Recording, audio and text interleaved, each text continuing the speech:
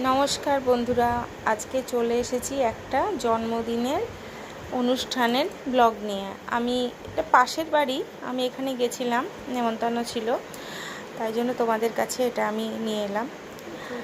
তো বাচ্চাটির নাম হলো প্রাপ্তি। দেখো, খেতে বসে গেছি এসে কেক খাওয়ার পরেই।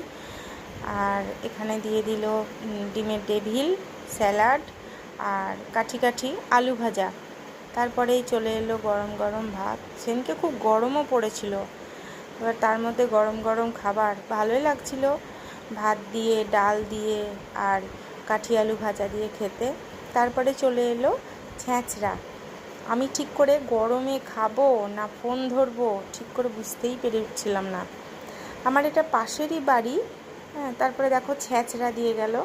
তারপরেই চলে এলো মাংস দেওয়ার পরে আমি একটু ডাল দিয়ে খাচ্ছিলাম, কারণ এত গরম লাগছিল যে আমি কিছুতেই শান্তি পাচ্ছিলাম না।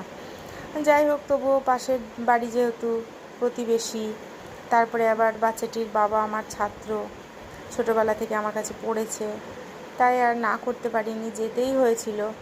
যদিও গরমে আর ইচ্ছে করছিল না যে কোথাও যাই বা নেমন্তন্ন খেতে বসি, কিন্তু কি করা যাবে, সবাই তো আর অবস্থা বুঝবে না। যাই হোক, এবার খেতে বসে মাংস দিয়ে গেল, মাংস দিয়ে খাচ্ছিলাম। মুরগির মাংস হয়েছিল। আমার সামনে আরও দুজন বসেছিল, আমারই প্রতিবেশী। তারপরে আবার একটুখানি মাংস আর ঝোল দিয়ে চলে গেল। কি আর করা যাবে, খাচ্ছিলাম বসে বসে। খেতে ভালোই হয়েছিল, তবে রান্নাগুলো কি বলো তো, বাচ্চার জন্মদিন যেহেতু, এটা আমার একটা খুব ভালো লাগলো।